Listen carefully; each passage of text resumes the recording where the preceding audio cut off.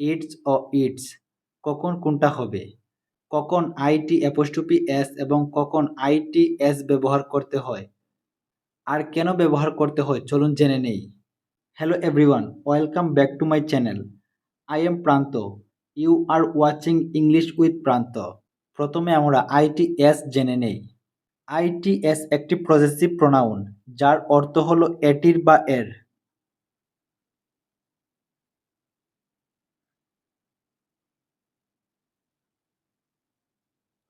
এটির বা এর।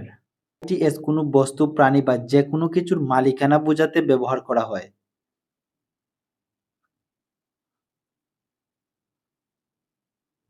কোনো কিছুর মালিকানা বোঝাতে আইটি এস ব্যবহার করা হয়। যেমন, বিড়ালটি তার লেজ নাড়াচ্ছিল। The dog ওয়াগড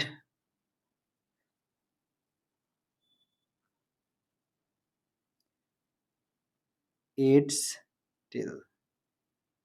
the dog wagged its tail. The dog wagged its tail. ফোনটি ভালো, আমি এটির ক্যামেরা পছন্দ করি। The phone is great. I love its camera. এখানে বিড়ালটি তার লেজ নাড়াচ্ছিল। তার মানে এটি তার নিজের মালিকানা বোঝাচ্ছে। আইটি অ্যাপোস্ট্রোফি এস এটি হলো ইট ইজ বা ইট হ্যাজ এর সংক্ষিপ্ত রূপ বা কন্ট্রাকশন।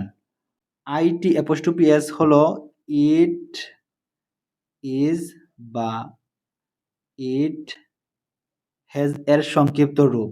যেমন, এটি একটি সুন্দর দিন। It is a beautiful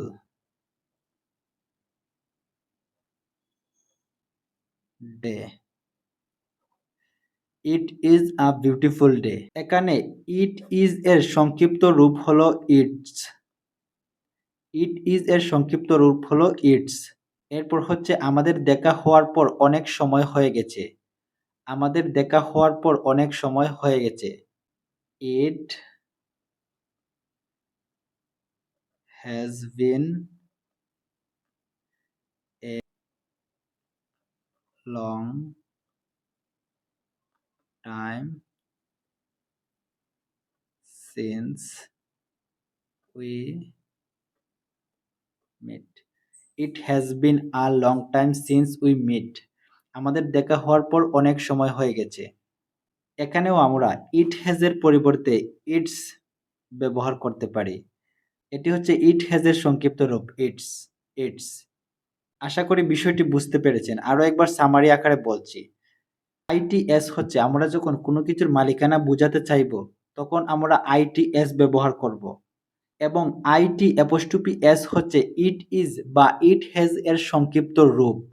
it is বা ইট হ্যাজ এর সংক্ষিপ্ত রূপ। আশা করি বিষয়টি বুঝতে পেরেছেন। আজকে এইটুকুই। এই বিষয়ে যদি কোনো প্রশ্ন থেকে থাকে তা অবশ্যই কমেন্ট করে জানাবেন। ভিডিওটি ভালো লেগে থাকলে বা উপকারে আসলে অবশ্যই ভিডিওতে লাইক এবং চ্যানেলটি সাবস্ক্রাইব করে রাখবেন। দেখা হচ্ছে নেক্সট ভিডিওতে। Thank you.